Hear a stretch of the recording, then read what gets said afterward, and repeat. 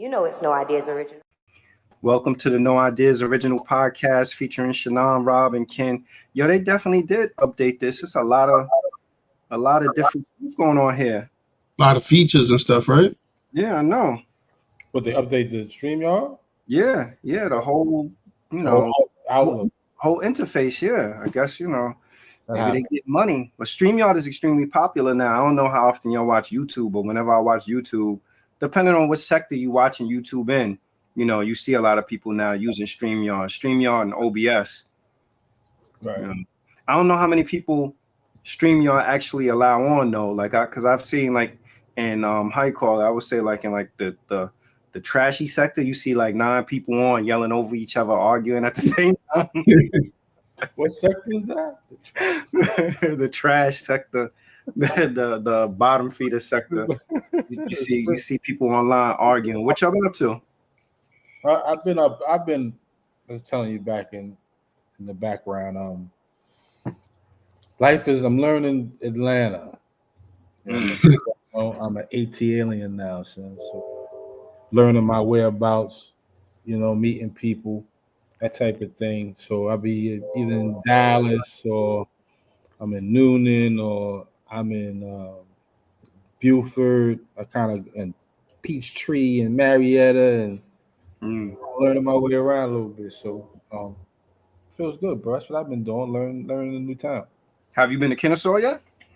Kennesaw, no, I haven't driven through Kennesaw. Yeah. Lawrenceville is definitely a dope restaurant. Shout out to Dax Restaurant. They got a spot out on Boston Road, and they also have a spot in Lawrenceville, Atlanta. Oh, nice.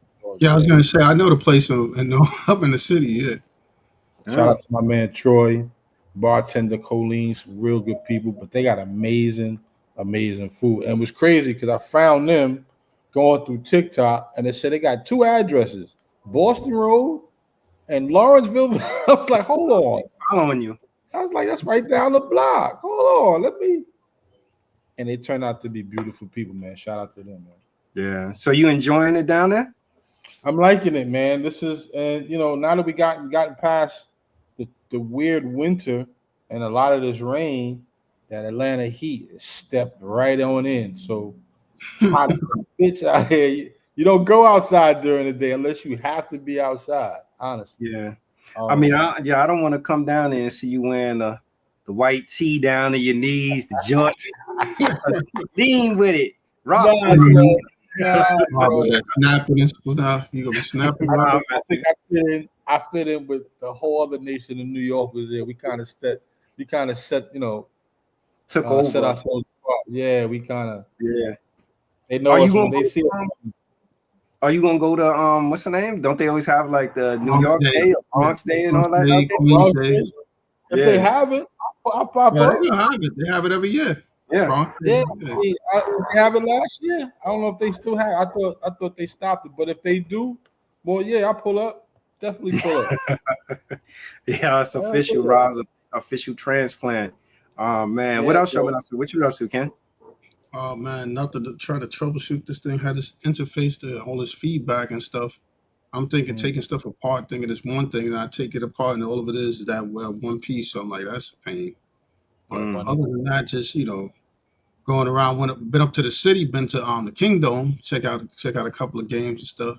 How's it been? Is it still give the feel of like when we were younger going to those? Yeah, they got the MC. Yeah, they got the MC out there. Everything. He walking on the court, took them all yelling out stuff. And people playing the music. You got web stars out there sometimes.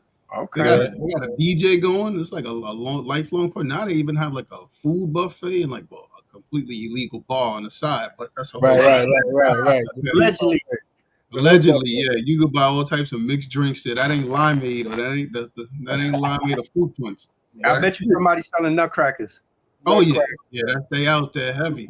Which is like waters now, bro. Dude, let me tell you, that's the first time. Made them nutcrackers. They probably made them nutcrackers in the bathtub. Yo, man, what's up, man? You know the one that you used to see the lady with making the cocoa mango cherry? They had a black dude with one of those rolling around. Damn. This is the season for nutcrackers and everything else, bro. Oh yeah, they had it all out there. Yeah, the funniest thing is that New York got the scent now. So I'm sitting there, And my father-in-law goes too.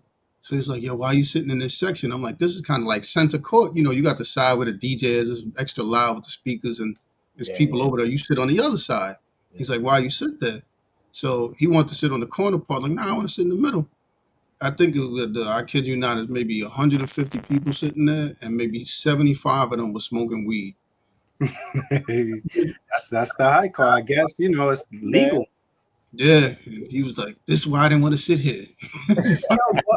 So do they got sponsorships and stuff too, though? Yeah, they got sponsorships like that. Jersey looked like one of them that you see on TV now. They got patches What all the patches and all that? Yeah, that's good. Yo, if for those that are from New York, if you never had an opportunity to experience going to see a game like at the Kingdom or the Rucker or any of those, like those are experiences as a New Yorker. Man, Gun Hill. Yeah, a bunch of places now. Like I think, yeah, he's up in Gun Hill. He's up in Gun Hill. I think they might be playing in Watson. Co-op got some stuff, so they got a lot of different tournaments going on. Yeah, where's Co-op playing in 5? Co-op's playing and they playing by 2 right behind the mini mall. They playing the Co-op. Now the crazy thing is all these things is paying tournaments now. They're giving out cats rings. You winning 10 and 20,000, all types of stuff. Wow, so you on the circuit, huh? You putting the team out there? Y'all let me find out.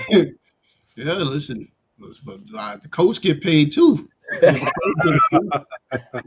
Like, did you before we actually go on the topics, did you see Nutso out there yet? I seen a couple of Nutsos looking at anybody out there balling in corduroys? They had a couple of people like I'm like they still living a hoop dream. I'm like, all right, that's good part, but that when you get up to like that the 30-year-old dude wrestling around with the young dude because he big, I'm like, that's crazy. I put it this way, I ain't never seen that many old dudes try to post people up in one of them games, and now they got rules. So check this out. Yeah, they call an illegal defense in the park. They got the charge circle. Really? And dude, they want you playing man to man. They ain't trying to go with that zone. So like, ain't no zone in there. Yeah, man. Well, I guess man to man adds the entertainment value, because you don't see people get shook and all that. And yeah, you got to guard up. I don't know. I mean, look, it's I'm happy to hear that they brought it back. I'm happy a lot of people out there. Yeah, that's good. That's good for the city. So we've had probably like the last 2 weeks. There's been a lot that's come up that we haven't had opportunity to talk about. A lot of this stuff has a theme to it. We're like a cast of characters, I guess you could say. So we'll run through our topics, and I want to kind of get you guys take on some of the things that's been going on the last couple of weeks. So the first thing that we're going to talk about is, I'm sure by now both of you have seen that the United States has taken military action or made military moves in the Middle East, in an effort to support an ally.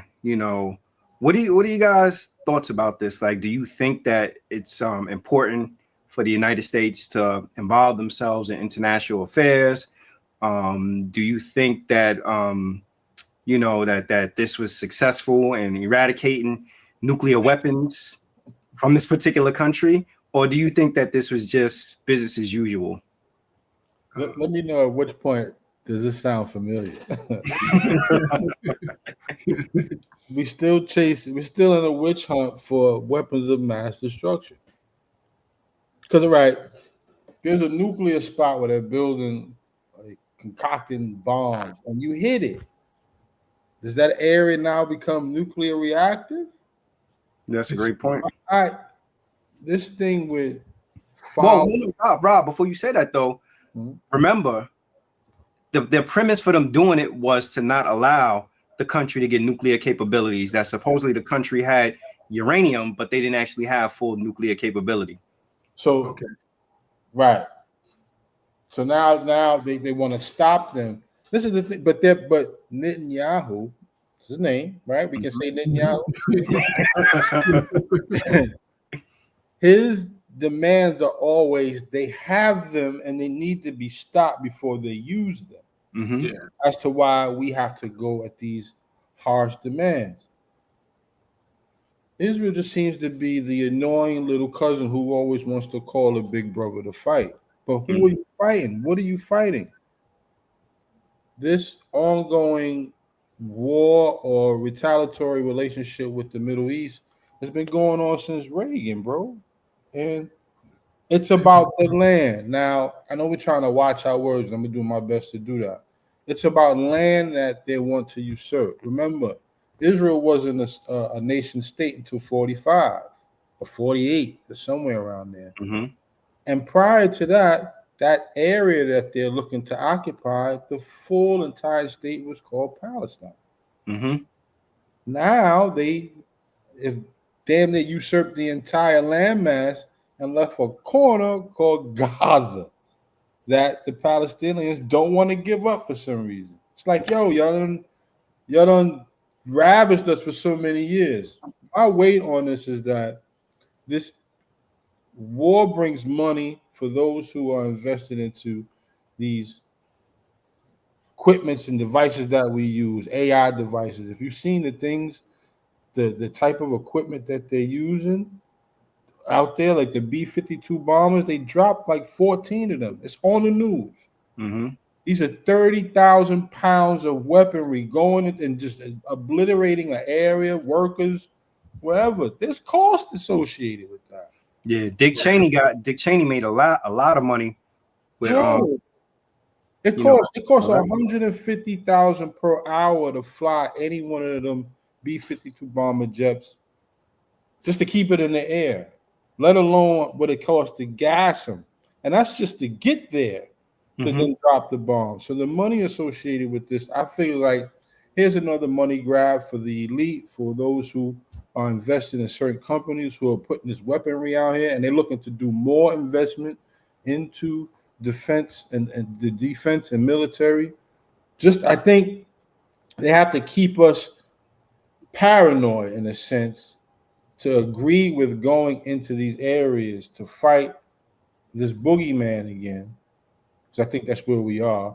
Iran has not built anything since the 80s. They haven't. And like I said, I was telling someone earlier, it's the land that they're looking for. If you ever seen the geographical look of Iran, the reason why they can't get in there because the place is surrounded by mountains. Mm-hmm. So they live in this kind of crater-like, but it's so unique. And for whatever reason, if you know anything about history, this is supposed to be holy land. So there's that tied into it as well. Mm-hmm. So what are we at war with someone with potential of making bombs, or do they have them on their hands? Mm-hmm. What are we doing? Yeah. Well, they've been technically fighting for that land like since the Crusades, 2,000 years. They've been fighting for that, and our government even suggested that they were going to make a golf cart and make it a beautiful resorts and everything else in that particular area. To that holy I did hear that. Yeah, that was the plan to like develop it into like a resort type of area or something, which was kind of crazy. This whole notion of eradication, like these absolutes about they no longer can do this and they're incapable and stuff like that. I don't necessarily believe any of that stuff because even the people on the inside, they don't believe that. Like there's videos of people supposedly moving trucks, like they knew it was going to happen before it did. So apparently, listen, like again, I think for as far as rhetoric and to make it seem more, more significant, we go with the whole thing about this eradication and complete destruction and annihilation. All of these like nice catchwords and good adjectives. Yeah, but we may not. Who knows what the outcome is? They're still assessing like what what type of effects or what type of damage and anything. Like you said, Rob, like generally, if you take and like detonate uranium, I'm not an expert or anything, but I would imagine that even below the ground in that type of space or area, there would be some kind of radiation or something. Yeah. Like you can't just like walk around, and we dropped the price of that stuff is again in the world that we talking about now in the culture with all this cost cutting where we cutting down programs, we cutting this off, cutting that. We probably spent more money than what we would spend on the schools in America. Definitely. Yeah. The B-52s cost $2 billion a piece, and 4 went out there to fight. Talk about the extent of the mission. That mission took 37 hours, and they refueled in air to do it. But something like so I believe that no matter who the president was, it would have been the same course of action. Just with I think so. Because of Israel. Allies. You support your allies. But the reason why this has been sensationalized and talked about so much is because Donald Trump ran under the premise of making America great again and not having America involved in all these international affairs and not in wars, not putting their nose in war. So this is sort of an about face, and you've seen like a lot of people that were like huge supporters of him became detractors, like the Tucker Carlson, the Marjorie Green Taylors, and all of them. There's a lot of detractors. What's the Candace Owens? Like a lot of them are like, like, what are you doing? I'm trying to figure out, like, I guess, like, what is his motivation for doing it, considering he's a lame duck president. He can't be reelected. I don't know who has his ear enough to say, like, this is something that you need to do or whatever, because to me, the diehard MAGA people, that's MAGA supporters, are not in agreement with doing this. Now, this would have been business as usual for any other president. They would have just been like, yeah, this is just what we do because he's our ally, and this is how we get involved, and whatever it is, that would have just been it. But the fact that you ran your platform on not getting involved, and then you, in fact, insert yourself in it, it doesn't look good. And then the other optics of this is to consider, like, your approach on how you dealt with Ukraine around stuff. Like, you were super critical of Ukraine. Now, it could just be like, you don't want that smoke with Putin. It could be that, I heard the UN gave Ukraine back. But look, if you think about, like, all the alliances that Trump has kind of removed himself from, this one, this one country, he hasn't removed himself from this alliance. And like I said, like, this would just be business as usual for any other president. But the fact that he campaigned so hard against getting involved and then got involved, it just looked really, really crazy. Now, I don't know what the way out of it is. I don't know if there is a way out. I do know that, like, now there's like some internal rift saying that they believe people leaked information that the operation wasn't as successful as how they touted it to be. But I think all of that is relative. Like, like, I don't know if there is still a ceasefire, or if there isn't. Or if there isn't. Let me tell you something. I don't mean to cut you in, pardon me. What? And I just feel this in my spirit, and I could be wrong, and you guys could probably prove this. How many people watch Al Jazeera BBC? I'm not an avid watcher of it, but if it comes across the screen, I'll peep it. Good news. A situation like this, hey, go check out Al Jazeera and BBC and watch their coverage of what goes on. Now, they all could be in cahoots, but what they're showing you is something totally different than what CBS and all the rest of them are showing. They got boots on the ground, and you can see the effects of what's going on. So I look at both, and I say to myself, what's the real meaning? Because the areas that are getting hit, these is just residential areas. It's almost feel like they're looking for another Bin Laden or something. I think that part of that, though, that's the deception part. So if you put, like, nuclear weapons in a plain open field that looks like a military institution, then people will bother it. But if you hide, the best thing they say is hiding in plain sight. So if you put in a place where there's people, whatever, it's less obvious or something to do. And probably people be reluctant to take action as fast. Yeah, and I think that's part of it. But there's somebody, like, if there wasn't a leak, how would they know to get those trucks to start moving stuff? Like, why would they choose that particular time to just start moving things? Well, this dude did publicize it. In all fairness to them, he did say, well, I'm giving you 2 week notice. Like, if he giving you 2 weeks, if he says, gets on Twitter or Truth Social, whatever it is, and be like, I'm giving you 2 weeks notice, like, people aren't going to turn around and be like, well, we still got 7 to 8 days before we pack up the uranium because he gave 2 weeks notice. It just, I don't know. I guess he was trying to go with the element of surprise, but if somebody's building a nuclear weapon underground, and clearly they have scientists and they have people of intelligence that, that. And the other thing is, you got to remember, like, we have intelligence, but there's counterintelligence also, where information gets intercepted So, you know, as much as everybody would like to believe that these things are secret, like countries spy on countries, other countries all the time, or have people, you know, within the government leaking information You got to and figure everything. we got Pete Hesgeff and these guys. They might have put it on Instagram or something by mistake. You know, Or sent it in a group chat to somebody. in a group chat or something to somebody. TikTok exploits everything. It might just came on TikTok. Oh, look, did you see? I forgot who it was. Did you see the person that was on the plane? I think it was a senator or whoever it was, and the person behind him was like recording his conversation with his mother. I forgot. I didn't see that. I believe it. He was doing texting back and forth with his mother with somebody that was supporting Trump, and the mother was like, "Don't mess this up" or something, like literally recording his whole text thing on a video on the plane. So my thing is like, all right, so where do we go from here now? Like, is this something that hopefully it is a ceasefire and, you know, whatever. It was crazy to me, like, to have this attack and then afterwards be like, yeah, we want peace now. Like, you know, like I said, when you first asked the question, doesn't all this sound familiar? Yes, it kind of sounds like when we were in Afghanistan and Iraq all over again. But there has to be. This is where it looks crazy too, because he should have went to Congress and had a conversation with it, knowing how people now, knowing how the general American public feels now about this stuff. Also, so it's one thing to say it's like it's easy. War is easy to get into, but hard to get out of. Yeah. Right. So now, what's the exit there? What is your exit strategy? Is this going to eventually be something that requires boots on the ground? And the same thing you saying, Rob, about is always the weapons of mass destruction. You know what the other messaging or narrative that's always there? This is about regime change. Like we're going to go in because they openly tell you they're about to assassinate someone. The thing is we put the next person and then we end up fighting them 15 years from now. Exactly. Yeah. Place these guys.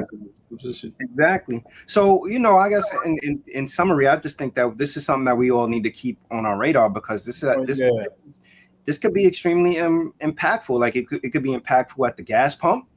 You know, it could be impactful when, you know, our service people are how you call it, engaged in this. You gotta think about the safety in the cities. Because listen, like a lot of times you might not be able to do large scale things, but you get individuals who take up the cause on doing certain things. That's exactly, Rob. That's probably like one of my primary concerns, like sleeper cells, like, you know. So you go anywhere to a public park to a live event. They can sit right there next to you, won't even know it.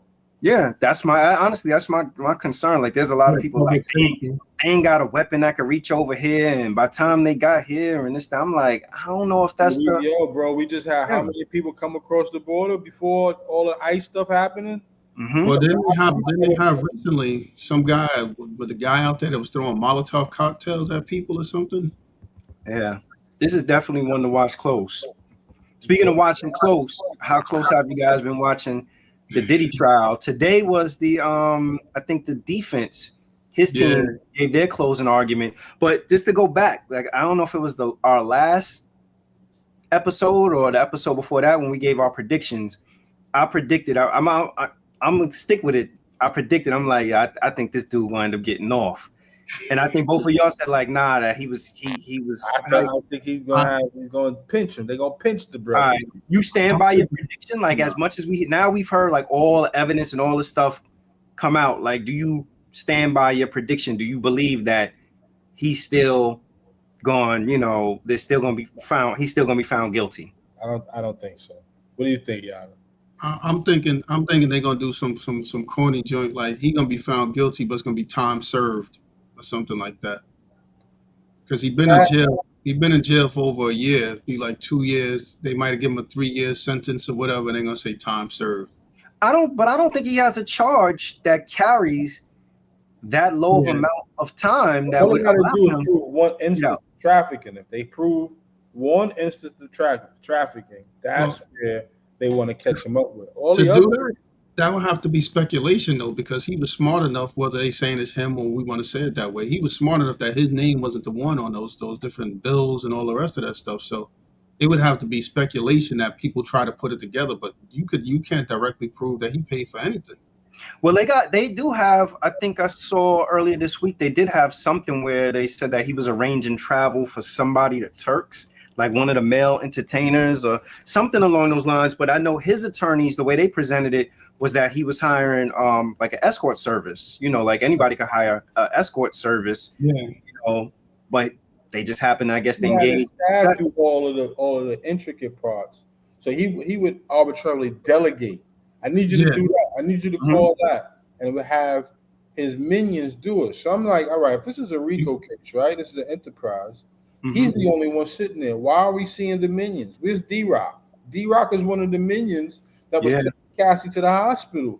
D-Rock and KK are the two main people. Where's Hall at?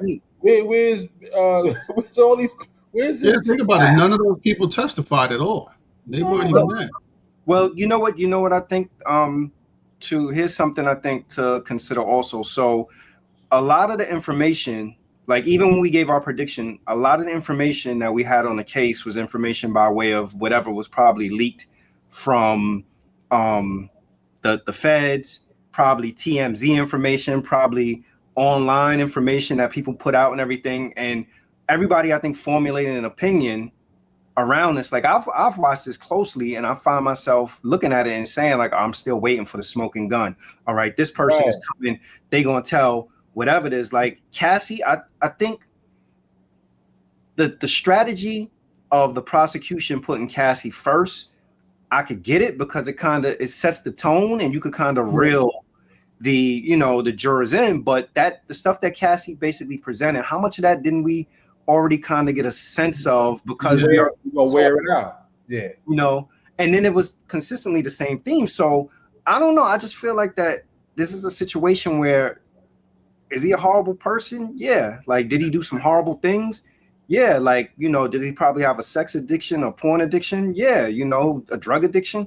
Yeah. But you charging him with RICO, sex trafficking. I don't know if they have the right charges on him, and I feel like they're advantageous based on his name and based on who he is, that made him want it. Because you think about the average Joe Schmo flying somebody out across state lines or to another country and engaging in intercourse with them.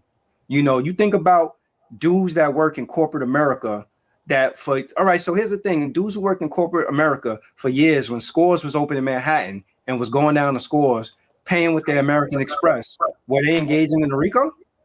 Yeah, that's true. Because the company was paying. The company were probably paying, their corporate cards. Was that a RICO? Nobody looked at it and was like, well, you work for, how you call it, whoever.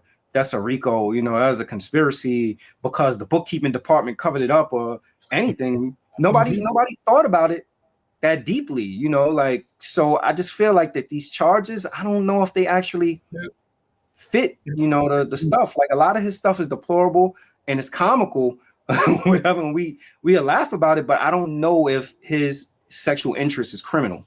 So if it was something about domestic violence, that's what I was going to use. I was going to say that, Yada. If that's how long he was beating Cassie ass, how long he was physically abusing this girl, that's different.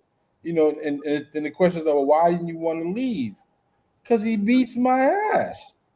Yeah, that's it. And I had this sound so crass, and pardon me if there might be people could be triggering, but that's the case. That's a case that we should be hearing about. Domestic violence. You know what I mean? That the other stuff, this is this man where he's a elite pervert. And then what's crazy what's crazy too, that whole sex trafficking thing is, listen, I think some of the people on that case need to get in touch with what's going on Instagram right now, because people is flying all over the country everywhere right now. So there will be a million sex trafficking the cases going on, because that's like, if you listen to some of these rap songs and even R&B songs, you hear some of these girls running their mouth too. So here's the thing. I don't know if that you call that sex trafficking. It seems like a cultural thing now. Yeah, I'm sorry to cut you off, Kenai, but here's the thing. I think, like with any trial, I think it comes down to, of course, the jury, and I think how savvy a jury actually is, because if they wanted to prove that Diddy was horrible and people are ready to find him guilty on the basis of you're a horrible man, then it's a slam dunk case. Oh yeah. If you have a jury that's you know, how you call it, they're intelligent enough or they're sophisticated or savvy enough to kind of actually pick through the charges and be like, wait a minute, you said he did this, that, or whatever, but these people seem to be, you know, willing participants, you know, and then none of these, you know, based on the testimony of the escorts said that they didn't see anybody held against their will, or the phone transcripts say that they were engaging in it. And, you know, it was kind of quid pro quo. Like, you know what they could also have him dead to right on? Something labor related as well. Like some kind of, you know, workplace sexual harassment or whatever. They can have him dead to right on that. But that's what I'm saying. Like, I think that I don't know if the charges, you know, fit. But if he did get found guilty, would any of us be surprised? Because the narrative has been created before the man even went to trial around all the stuff. Executed. Did we see? But think about all the stuff that they told us we was going to see. Did we hear about any parties with TD Jakes? Nope. We didn't hear about no party with TD Jakes.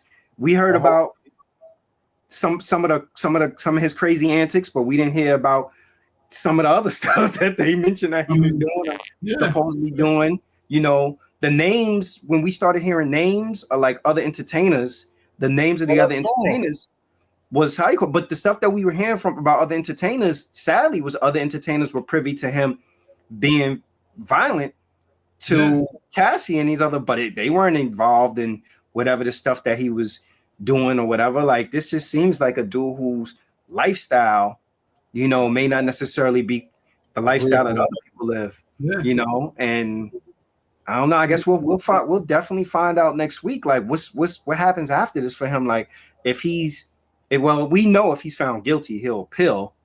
Yeah, you know. But if he's not found guilty, like, what does he do after this? What's next? I mean, think about it this way. I mean, you got the Kid Cudi thing. Like, you could at least there's no arson charge and no property or anything type. Those have been real charges that they could have put against them. Those arson charges are dropped? Well, no, they you know what they did? They do have, well, this is the charge that I'm like, it could be. They do have him on coercion, you know, and there is some coercion in there. If you're telling somebody, I'm gonna put your sex tape out, you know, if you don't do whatever, or you know, or you can either perform, else, you know, you see I'm paying your mortgage or whatever, like that's coercion. Coercion, yeah. You know, so they have some of that on. Yeah, there's so much other shit. Yeah, so some of these so-called celebrities left the country too. There's one prominent one. Yeah, they can't. My man Russ is outie. Oh, he was out a while ago. That's why I asked Shy when he went over to Bali. So you see Russ $70 or something? Yeah, Russ was out a minute ago. Yeah. He been blew it. Somebody pulled his collar, because you can see these things happening down the line. You know, those who are, you know, in those environments, they have lawyers and other people that they talk to that know when the hatchet is coming for some of your counterparts, Russ. What you gonna do? Are you implicated in something? Like, yeah, let me get up out of here. Along with him, Epstein, all these other guys. I know you wanted to bring this up with our Bronx native. His name is in there. I've heard about a lot of people that we probably revered and liked about their lifestyle, and it all comes out of the same environment. You know, you make a little money, you get a little free, you try something, then you try something again, and you come hooked. You know funny, it's crazy. The funny part is that this whole thing's got to be kind of diabolical, because think of it this way. You have interactions with people every day. Tell me how many times you choose to save a phone call or save a conversation. Like, what kind of mindset of a person are you dealing with that, like, yeah, I'm messing with them, so I got to save every call and everything? Like, I'm going to save every single call and every single note or message or text. Well, you know something, though? Like, some of them voicemails, yeah, but I'm sure they got, like, the best data people that, how you call it, that could go and pull that, you know, stuff off of hard drives. And I'm sure they because we talking about the Fed, so you know the Fed's got access to all those people to mine all that information. I wonder if Diddy is found innocent, what does this mean for all those civil cases? Like, does this mean cases? But they better catch him though, because Diddy found not guilty. The white party's happening in the Hamptons. A month Well, later, you know, he's gonna throw that party. here's the thing though. Like I could see him still being found civilly responsible because the burden of Yeah. proof is significantly less. You know, and here's the thing also to consider with this, like based on hearing like all the different testimony, and we only hear excerpts, of course, of it. Like, do we feel that the government proved beyond a reasonable doubt all these things about him? Like, even prior to hearing this stuff, I'm just not, you know, I just wasn't convinced. I'm like, man, I don't know if this is like, yo, this is a lot of strong accusations. So listening to this, you know, I'm listening, and like I said, I'm constantly waiting for like, all right, when is the bombshell going to be dropped? Yeah. Like, where's the smoking gun? And you know, maybe I'm desensitized because initially I said like, nah, I don't think they got him on that or whatever, you know. And the reason, and to be perfectly honest with you, the reason why I didn't think that they had him on something because the highlight of the case was about baby oil, you know. And I'm like, if that's your, you know, if that's the card that you playing or whatever, I'm like, remember we talking about, I was like, with the horse medicine, the horse drug in there, or something. ketamine. Yeah, that was knocking people out or making them paralyzed. Now, hold on. But before we move to the next joint, well, I do want to say this though, because we got, all right, so we got Kells, we got Diddy, and now they saying Fat Joe is involved in stuff or whatever. We got to stop though when any of our people get caught in these allegations, believing that it's some big conspiracy to derail them or whatever. Like, let's just acknowledge that sometimes like our people do some stuff that put them in these positions. So even with Fat Joe allegation coming up, I don't want to hear nothing about that Fat Joe was about to buy Telemundo or Univision. so they came up on a podcast with Jada. They trying he was trying to buy Puerto Rico or Cuba or something like that. Yeah, I don't want to hear the conspiracy theory around. Like we always we create a out entertainment business behavior sometimes. The entertainment business has a lifestyle. It allures, it attracts. Watch the light. Be careful of the light you're looking in there. Wear your glasses because it can pull you in. It has pulled way too many people in because they want to shine. You seen it? Did y'all watch the draft? How many rappers got drafted with chains like they was going up there for awards? That's not culture influence. Dude, that's what I looked at that like I had to be honest with myself. Like, I'm 50 years old. I remember when I went the year after Barkley and them got drafted. We used to go down to the Felt Forum because the draft used to always be down. Yeah, son. The draft used to always be at the Garden. Now it's at Barkley, of course. Yeah. I'm like, I'm still watching the draft, but I'm looking at the change. He's coming up there with truck, bro. Yeah, let me tell you, that comes from college now, bro. These kids get millions in college. Trendy. It's so freaking trendy, but you allure for what this environment gives you. You know what I mean? And we see what it gives you. We see it all the time. The flash, the bags, the clothes, the women, the cars. It makes everybody want one. And they're not all crazy though, because I'm gonna tell you, there's a dude. You guys probably heard. You heard of Armando Baycott? Nah. So Armando Baycott was on North Carolina. I think he's on the team in the league now too. But what he did was he got the NIL money, and one of his friends, I think, was father had a hotel chain or something, and he took his NIL money and they invested and bought some hotels and stuff. Oh wow, smart. So, another kid did an NIL deal and took it back to his country, I think in Barbados, and did a school or something. That's BJ Escombe. Yeah, BJ Escombe. See that? His story, his thing was good on the draft, man. Yeah, I saw his mom's like super emotional. Switching, you know, to from entertainers to entertainer or whatever. I don't know if you guys saw that. Kelly had a mishap in prison where he said that they overdosed him. I guess he takes medication, the sleep and anxiety medication, and the prison gave him more medication than he was supposed to have. And as a result of it, he was hospitalized, and his attorney then filed for him to have home imprisonment as a result of the prison's mistake. He wasn't granted the home imprisonment, but I'm just wondering you guys' take on it. Like, do you think that he deserved to be able to have home imprisonment or not? And if so, why? Oh, I mean,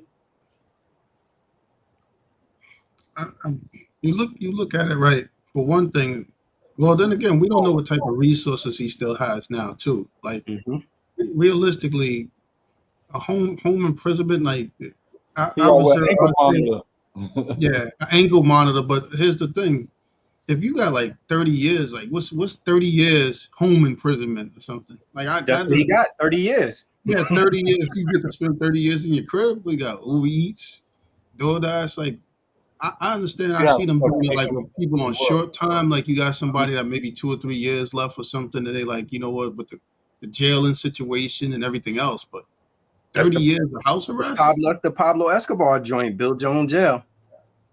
Yeah, he 30 years. Yeah, I mean that's a stretch. Like they messed up his medication. That part. Now there's medical malpractice. Happens every day. I even unfortunately was at the hands of mishaps and at the hospital, and it could have really cost me my life. But luckily, I had a team around me, and the team that was there they rebound real quick, and you know what I mean. I was good in a couple of days. So when I heard that, I was like, that's serious for someone to give him an overdose and he pass out. That's serious now, but you hear also pundits say that was a legal ploy. That was a setup. I don't know how you said somebody else will get sent to the fucking hospital for him to get off. You know what I mean? Some people don't feel as though he shouldn't get off, and that shouldn't be a reason to get him off because somebody messed up with his meds.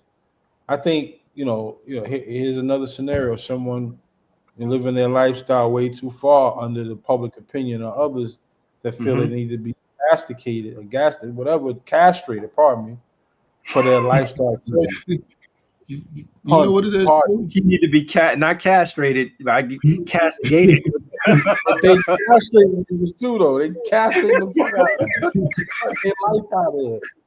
You know what? I think too, people be more willing to allow it to happen if they thought his lifestyle was a lifestyle of desolence. Like he could go home to 30 years. We don't know how he's living or what his money like. We only know what they say. He could be going home to a 10-bedroom mansion with swimming pool, Rolls Royce, and everything. We don't know. Now, if they thought he was holed up in a 1-bedroom that looked like roaches and rats dustied up, they'd be like, yeah, he could go home. But the fact that people don't know what his lifestyle is going to be like, they don't want to see him. They don't want to see him living comfortably.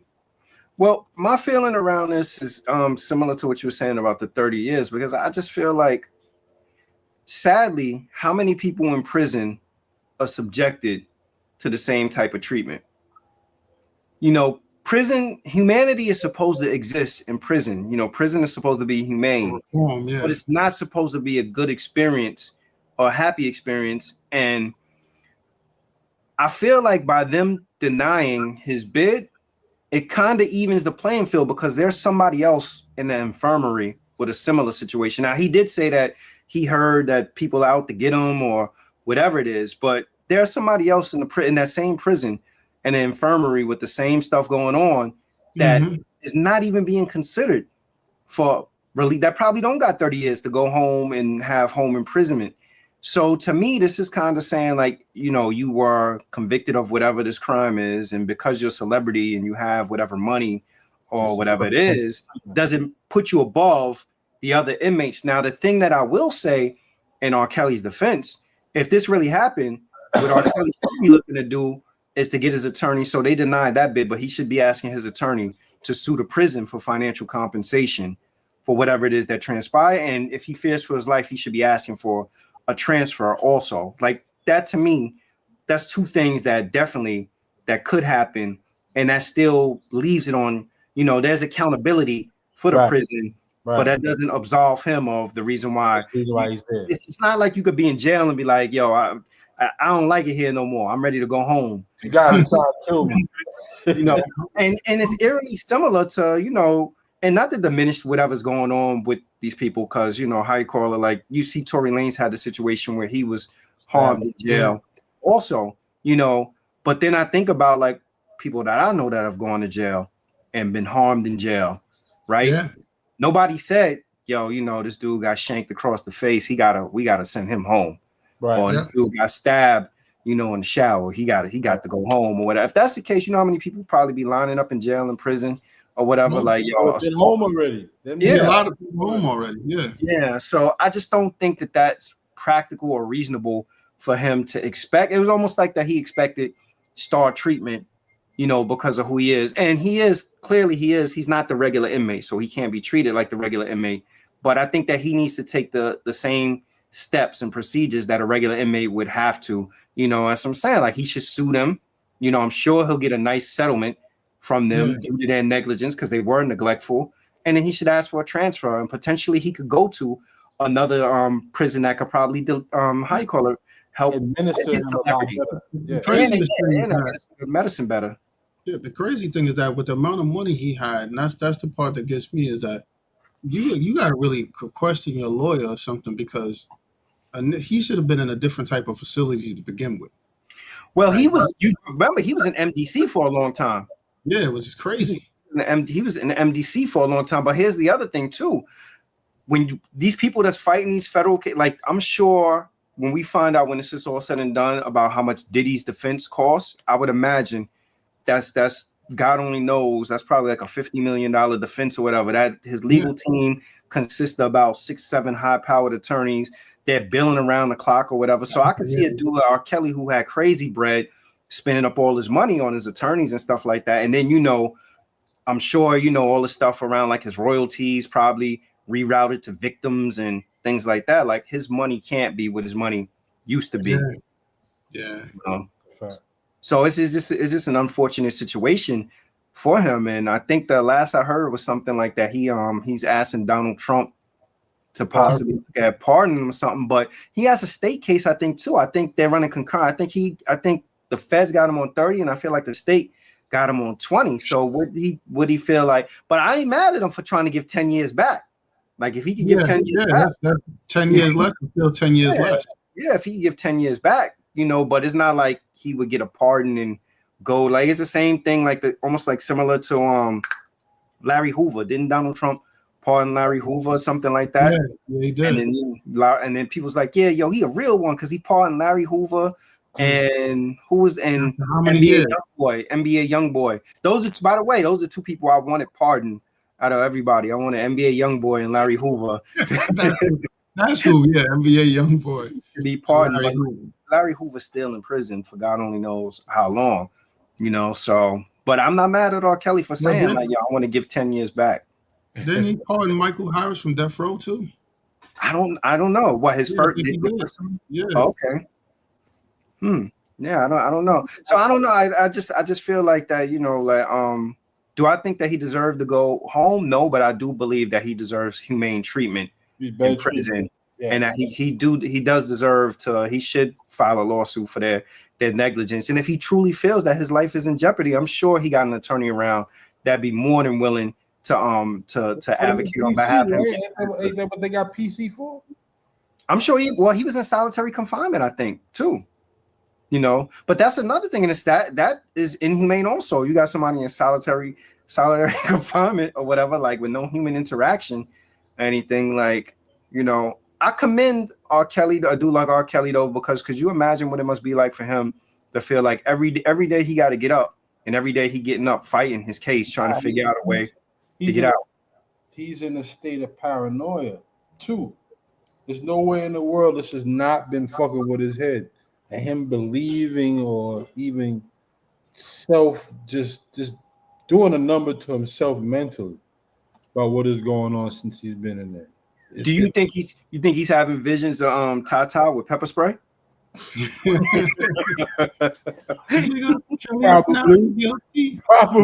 Put that on.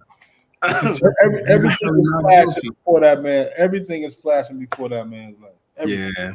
Well, hopefully they get him in a prison where he actually is not in fear for his life, and he could do his time and put in his appeals and do whatever it is that he needs to do. But it just seems like coming on the heels of Tory Lanez situation, and then his situation comes right behind it. It's like, is this and I didn't even think of that, Rob, like what you said, like, is this like a legal ploy or strategy that people are trying to use to get out? You know, the interesting thing about Tory Lanez, and we didn't have him as a topic, was that with all this stuff that transpired with Tory Lanez, the action behind it was for them to create a petition, I think, to try to get Gavin Newsom to pardon him.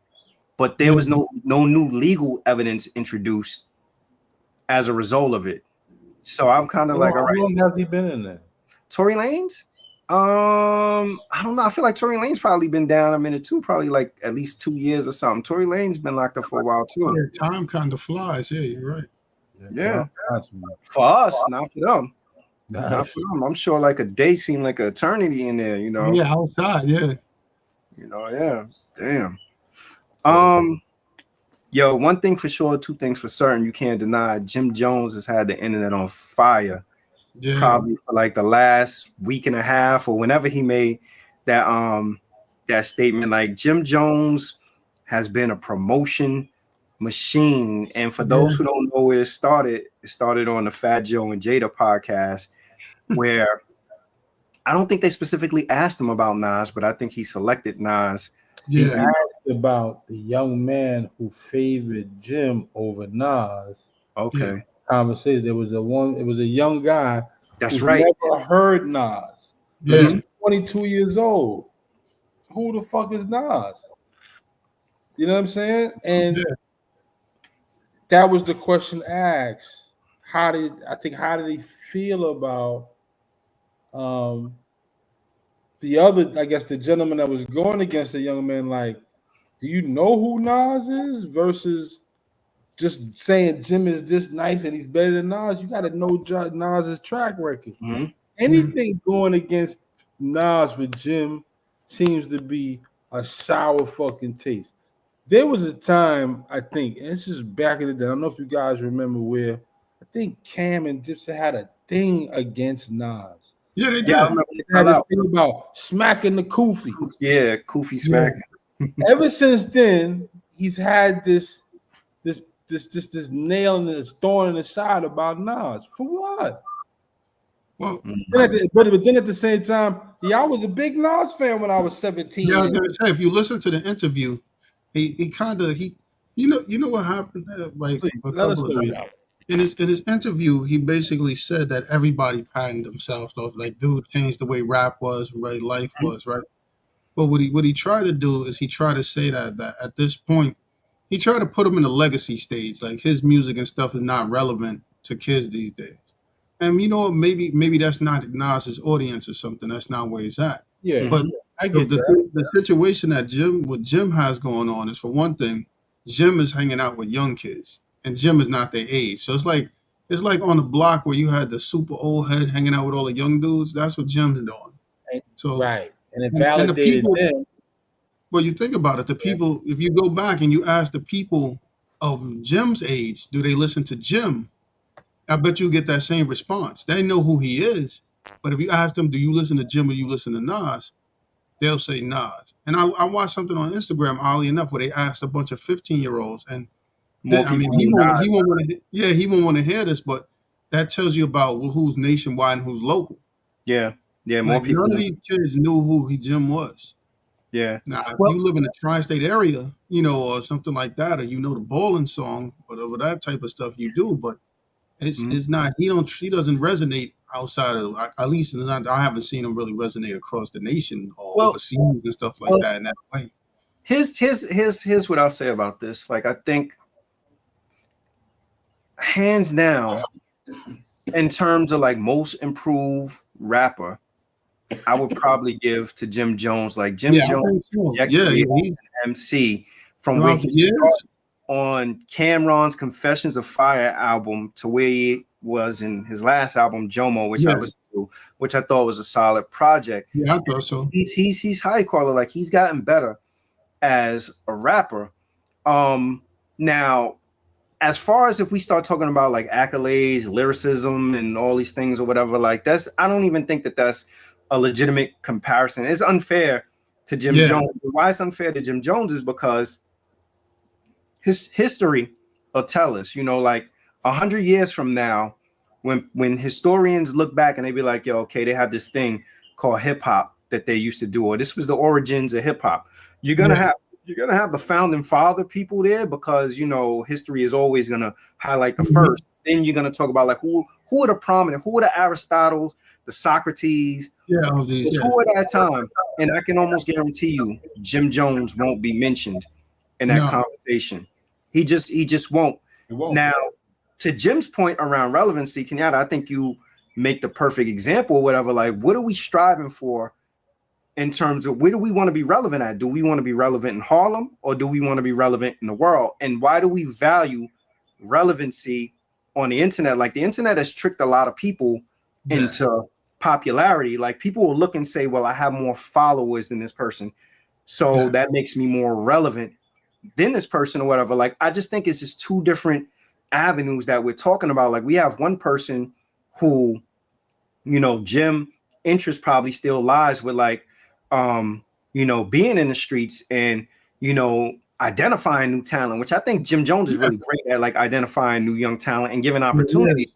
And then we have another person who their interest probably lies in like, yo, I've kind of gotten to the place where I'm doing my passion projects, I'm touring, I have these business ventures, I have all these different things going on. So what I see is one artist who, which you were saying about legacy, Kenyatta, is like one artist who probably grew up with their fans, and now is making music for their fans. Like, if you think about like if Bruce Springsteen was to put out a new project, is Bruce Springsteen saying like, I know the 15-year-olds is going to really rock to this?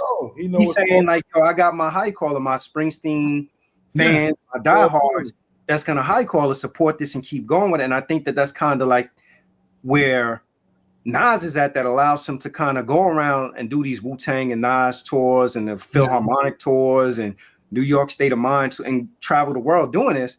And I think Jim Jones is probably more focused on, I need a record, or I want a record that I could take the radio right now. I call it a pop right now, whatever.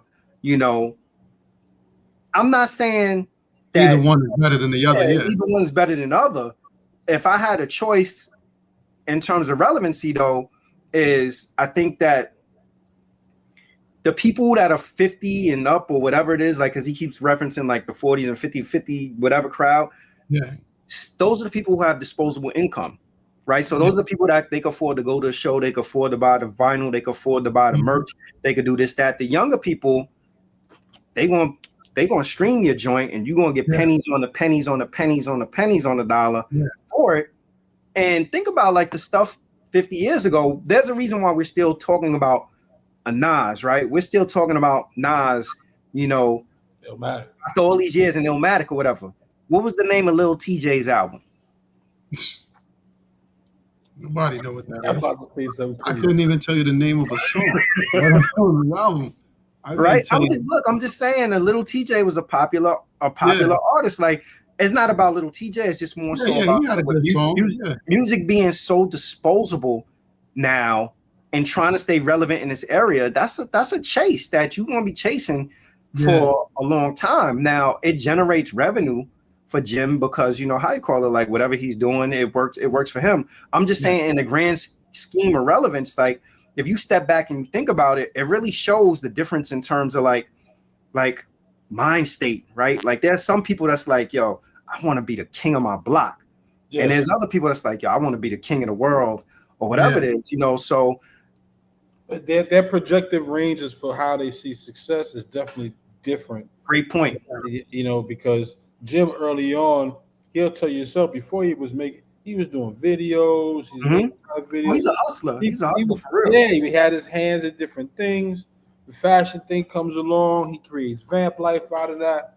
He rubs his elbows with people. So from 2000 on, being with Dipset has shown him some light and how to move around. I think after, not trying to step on anybody's toes with Cam or anything, I think he wanted a shot at it because I believe he had a deal with Cam for so long where he had to make all these albums. I remember he was in a slew of albums just being made because he had some sort of contract with Cam to get these albums out, and he wanted to honor the contract, get out of it, so he can do his thing. And I think now he believes that he's reached that point because, like you said, he has improved as a rapper.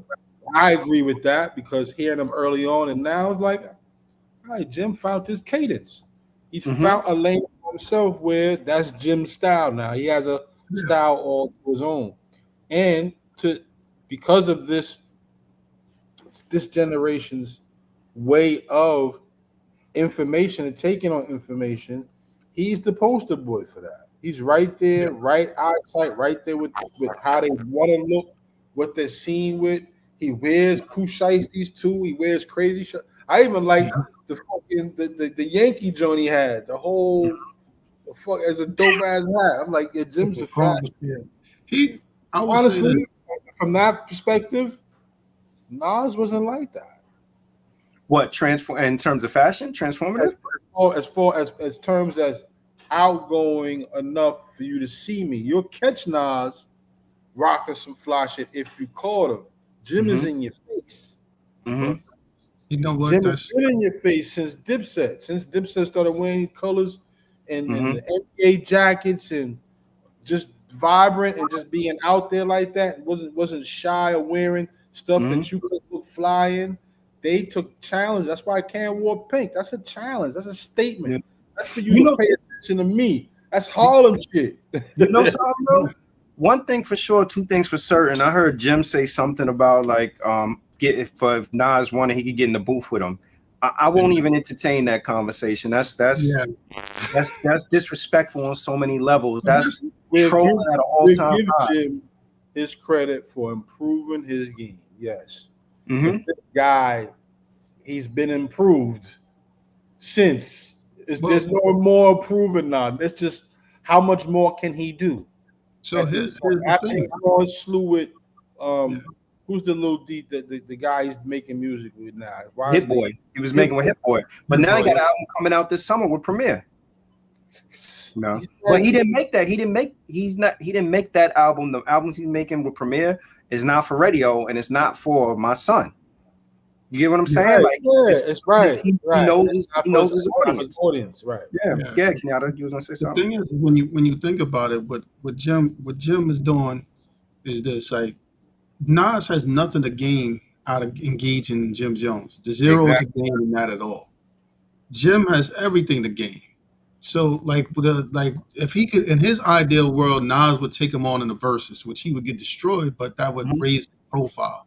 All of these things, like to Jim's credit, Jim is completely plugged into the algorithm right now. He knows about the social media. He knows the trolling aspect. He's completely. Remember, this is the same man that said he could bench press more than Shannon Sharp on the Shannon Sharp. That was crazy to me. So, he's Shannon Sharp to a weightlifting contest, so he knows how to get his name out there, how to promote himself and stuff. I think he's great at doing that stuff. So like you said, with the clothes and stuff, like he's in tune with the fashion. He's in tune with the right. He has a lane and stuff like this. But what's happening is this is the shot. Sometimes you take how they say you take 100, you miss 100% of the shots you don't take. This might not be the one to take because if you want to get into a rap battle with dude or something, just plenty of people in that rap graveyard. Ask them how it turned out afterwards. So, but this is what I was gonna say. Like, not even on the rap and stuff. Like, there's what is the adage that people have, like, all publicity is good publicity. Yeah. But I think that this has got him an algorithm and got him in front of people. So now that you're in front of people, what are you selling? I see him on all these different podcasts, and we're talking about him now because of it. But the thing about it or whatever is like I read, I go and I read these comments and I read these opinions, and I would say so far, based on all this stuff, probably 95% of the people on these posts and everything are all saying, "Yo, what's wrong with you? Like, yo, you crazy? There's not even you must have lost your mind. You this, you that, or whatever." So it's one of them things where it's like, is all attention necessarily good attention? Like you got this captive audience. What's coming now? Like, is there a record coming? Is there, new clothing coming? He got the movie coming out on I think the Church Steps movie. He got that coming. All right, so that's good. Like a product has to come behind it. But the other thing that I say that is to consider about this or whatever is like you think about, and we talked about the trajectory of like the improvement of as an MC, right? Here's another thing to consider though. Like look at the contemporaries. So it'd be unfair to place Jim Jones in the contemporary lane as Nas, right? Because Nas probably his first album I think was 94. Jim's first album was probably 2001. So I think we could say maybe the generation after him or whatever. But if you start looking at like the people like the maybe if we say like the Fabs or or just some of those artists around that era or whatever, like you kind of see them turning a corner and starting to think more like bigger picture, like investment wise and stuff. Like even if you look at like a Cam and Mace, like all right, we don't solely want to make music anymore. Now we want to do the podcast and we want to like people are thinking about this stuff. Now this is what you got to step back and think about. Like, do you want your relevancy? Is your legacy going to be, or your relevancy going to be, you going to be 56 years old? You can make a record that's on the radio in New York City that the kids like, or do you want to be 50 some years old and you want to have these businesses that's going to generate generational wealth for you? And not to say that whatever business he got now is not going to generate generational wealth for him or whatever. But I think when you start thinking about what's big picture, like is the big picture being relevant? Like I want to be relevant for fashion. Like, I get dressed. People know I get fly or whatever, and if we gonna talk about like even dressing or whatever, like arguably around that era, still to me, one of the dudes that still kill people with the Fab. Fashion joint is crazy or whatever, but what do you do with that? Like, is that your legacy? Like, I bought a whole bunch of fly gear, or I inspire people to put fly gear on me. Like, that's not monetizable. So at what point do you start saying like, all right, I want to have relevancy to be able to have somebody 22 years old be like, I know him or whatever. Or do I want to have relevancy in the boardroom and close these deals? And to speak to relevancy, this should be something that should be very telling or whatever, because the week that all of this came out, Summer Jam was that Friday. Yeah. Now, I don't know if y'all saw the video from Summer Jam. Yeah. The video for him performing in Summer Jam. I don't know if the connection that he thought, why are you shaking your head like that, Rob? I don't know the connection that he had. Huh? I don't think I've ever seen that at a Summer Jam. And I've been to 2 Summer Jams.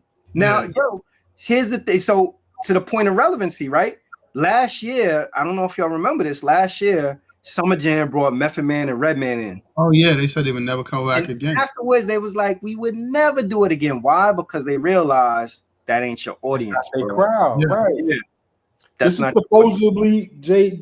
supposedly Jimmy's crowd. Yeah. Go watch the video and tell me. If that's his crowd. Drink some more soda, bro. Well, let me tell you, the write-ups that you've seen, if you don't watch the video, the write-ups will suggest it is. But if you watch the video, it ain't matching. It's not matching. And then you see Charlemagne fact-checked them. I don't know if you've seen that. The number one records and all that? Yeah. Nah, them stats was far-fetched. He was trolling with that. As soon as he said it, I'm like, oh man, like, yo. and like I said, he got records that I really like, but it just it don't work. I don't know. Like we have to there comes a point in time, I think, as we grow older, we have to decide, if we want to be the big fish in a small pond. Like, do you want your legacy to be like, man, and I think you gave the perfect analogy, Kanata, like the older dude on the block that the young kids look up to, or do you want to be the older dude on the block that that people be like, he's a legend, like, Shannon used to own this building, or Shannon bought this building. He don't be over here, but he put that court there, he did this, that, or whatever. Or you want to be the dude that's holding it down, like, but this the dude that's accessible to me, he out here on the block. I beat Jim Jones in the dice game right here. You know what? It's sad to say. Like, if you talk to people, everybody's idea of what's important and relevant is different. Like, there's a whole section of people that are older that they is love. They feel the love from the young people. You accept love from wherever you get it from. And if these young people are showing you love, and that's what you feel like you need, people want that. They want that adulation. They want that attention, and somebody's giving it to them. Maybe the people your own age, your own crowd, they're not going to give you that same love because they don't see you the same. These young kids revere you. Yeah, but you know something, though? I think Jimmy would get a lot of love from like his era, because the Dipset I think he would. undeniable. Like I think that he would be in. People still talk about 40 Cal, even Ruger. Yeah, he would be. Jim is in. Rider, trust me, bro. And he's embraced and loved in that environment. But he got, I know he got the Harlem record or the outside record or whatever. But if Jim really dug in his catalog, his own personal catalog, he got balling or whatever. But how many? Let's be for real. How many 15 to 21-year-old gonna know Summer in Miami? And some of them records and like people, I don't know if they 2016, 2013. Yeah, he's let me tell you, it's gonna be interesting. He got that that was in the joint with Styles P. They doing verses. Oh, him and Styles P doing the verses? Yeah. Yeah, Jim, I don't know what's up with Jim lately. Like, it's like Nas, Styles P, and Pusha T. Like he got a thing for Pusha T too. Well, he said the Styles P thing is like the music thing, but you know what it is? Pusha T made a comment about him. So when Pusha T was having that Drake thing, Jim made a diss record or something to Pusha T, and Pusha T put like 3 bars or something in there about something about Jim as a fool. Dude wouldn't even give you a verse, and you jumped in for him or something. Nobody could. You jumped in the fire for a fool. You a fool for jumping in the fire and got nothing out of it or some shit like that. Yeah, I just don't. Like I said, I don't think he would win that one either. To be honest with you, I think that'd be pretty bad. That'd be a. Well, he couldn't. Some of the stuff that Jim does, like that's the part. And remember, you were talking about the next level and expanded. Jim has the fashion for the kids. This dude is on the runway in Paris. So how you going to compete? He getting the custom made Louis Vuitton stuff from Louis Vuitton. You getting the Chrome Hearts joint from the Chrome Hearts catalog. So I like Chrome Hearts though. Yeah, I do too, but it's different. Like think about it. You can't tell the motherfucker about fashion who's on the runway. Yo, this dude is on the runway with his Louis Vuitton. So they sending him stuff. I hate to feel like he's just a bitter guy sometimes. I mean, if someone has something to say about you, say to you, there's 2 things. There's 2 ways to handle it. You say nothing, or you go at him. Jim is going at him, but he seems like he's going at him as if he was always the guy that didn't get picked in the 5. Like he had to wait for next. And now you ain't gonna tell me I got next. I'm gonna create my next now. He's doing his own thing, and I get that. Like you feel like at a point you fall and you in the shadow of other people, like you in the shadow. Yeah, and now he's coming out of that shadow. So this is your moment. Yeah. But the thing is ways to handle that too. Because it's your moment, that doesn't mean it has to not be somebody else's. Like you understand, like. Yeah, that's the part. A lot of people don't understand in their life too. For you to succeed, somebody else doesn't have to fail.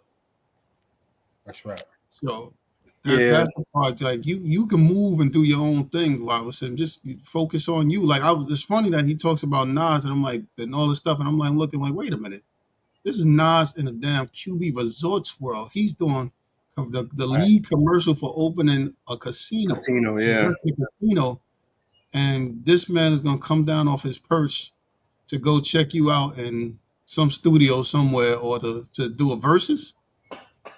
There's one person that Nas would do a versus with, and he ain't coming out of retirement. The only versus you ever gonna see Nas do is with Jay-Z, and that's it.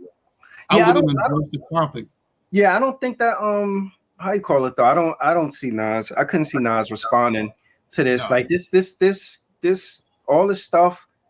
It's funny to me that it still has this residue and it still has this life, because you see Cam and Nas then reconciled, and they good. Like the Kofi shit is over. Yeah, like Cam came to the hip hop 50th joint. I remember the day afterwards, Cam was like, "Yo, I want to thank him for letting me participate." And this, that. But the thing is, I don't know why Jimmy. Well, I guess Jim did have this energy from back in the days, because remember Nas was throwing slick lines at him. I don't know if y'all ever caught him like on the hip hop. That's how I remember the feud between that something about put a barrel in a capo's mouth, and some dude he had 1 year balling. Yeah, he did have words for him, but now I think that I couldn't see Nas having any commentary for it. I think Nas would be a fool if he responded, and I don't know. I feel like that this is a good example for people to look at in terms of relevancy. Like, like what do you, and neither is wrong. Again, neither is wrong. No, neither one is wrong. What do you aspire for yourself? Like, what are you striving for in your own? Like, do you want to be, have record at radio that's getting spin and resonate with the young crowd, or do you want to grow with your audience? Jim has found his lane, and it's a lane that Jim has found, and you know the funniest thing? He likes his lane. Did you see the other thing that Jim Jones said, that Nas has never been talked about like this in his life? Never in his life. Now. I thought about that. I was thinking about that today, and you know what I said to myself? I was like, damn, like, I didn't even think about it, but I remember in probably like late 1993, 1994, like Illmatic came out April 1994, so I would say probably like mid 1993 leading up to Illmatic. I would make the argument that Nas was probably viral before viral was a thing. Mm-hmm. Like just the whispers of, yo, this dude is the second. Live at the barbecue. After Rakim, like this dude is coming and this, that, or whatever. Like just Live at the barbecue. Before the internet existed, like the clamor. Mind you, I mean to cut your wisdom. Mm-hmm. When did Breaking Atoms come out? Was that 93 and 92? When was that? 93, 92? Probably. Yeah, that was a minute. I mean even like 92 or 93. Breaking Atoms. Yeah. 92 or 93, right? I think it was. Because that's really his debut, was on Live at the Barbecue. What does it say? Breaking Atoms. Oh shit. Spelled that wrong. 1991. Look at that. 91. Yeah, that's Breaking Atoms 1991.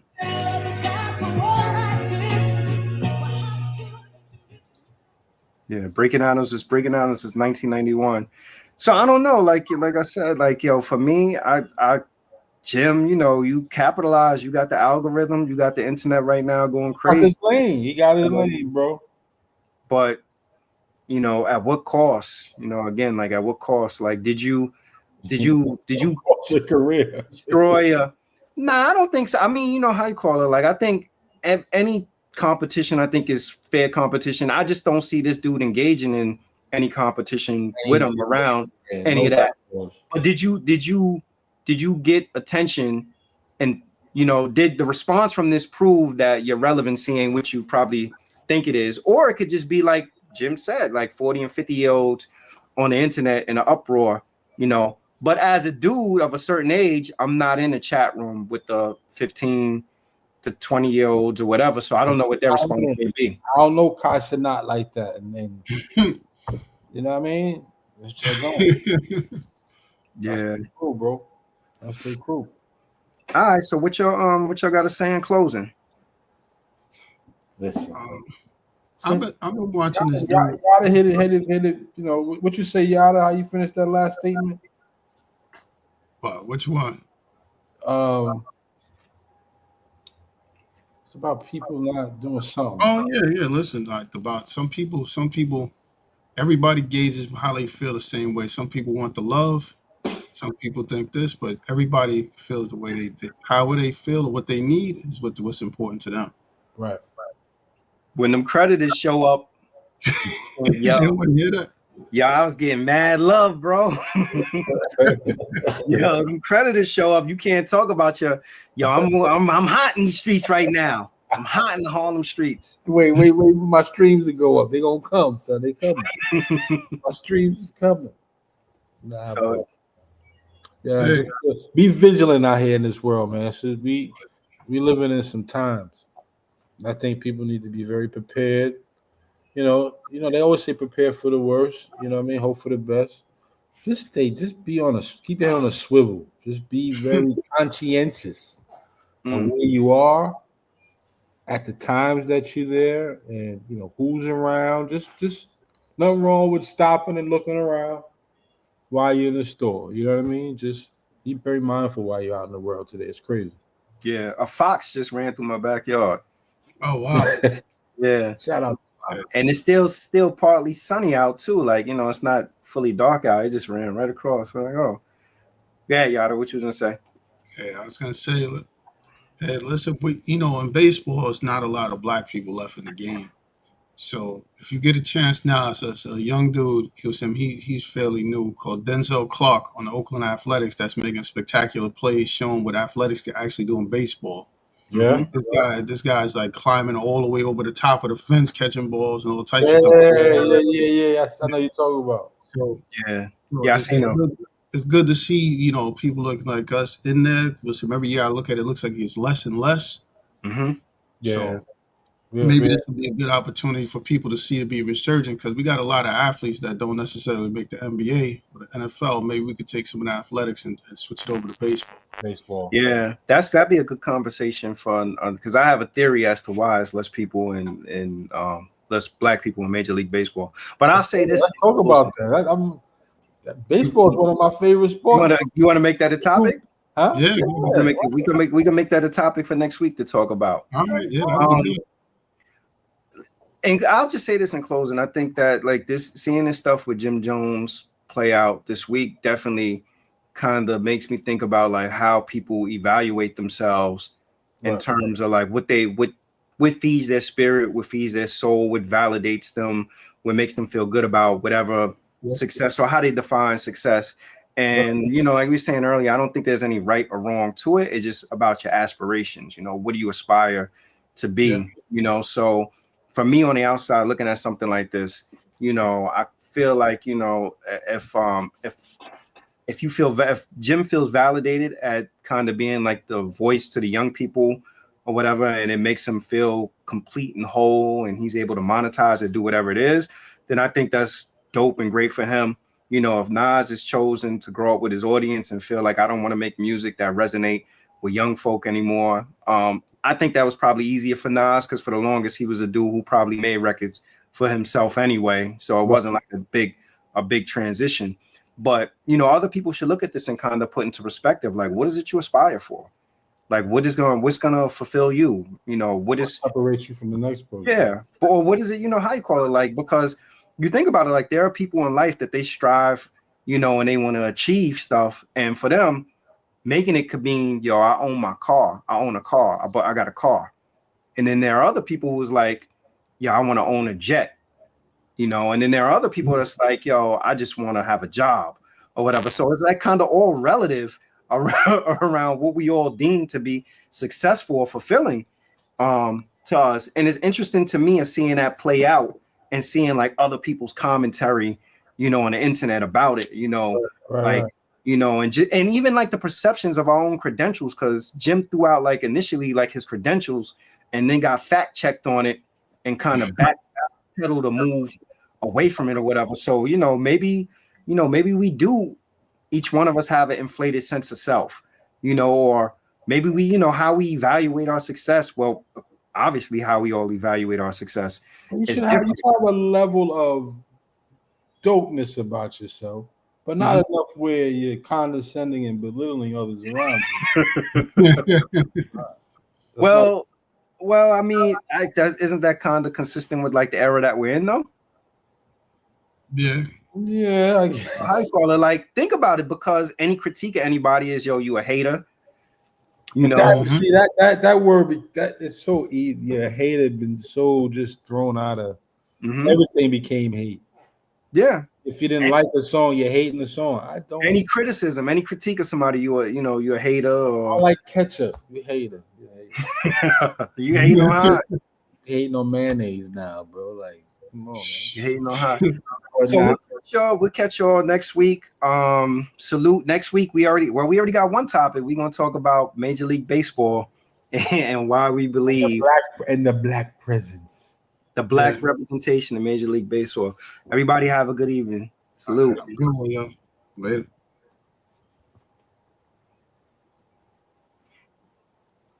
Did it cut? Yeah, it cut. Yeah, I really believe the reason why Major League Baseball is down for black people, because their investment in the neighborhoods, like we don't have no fields,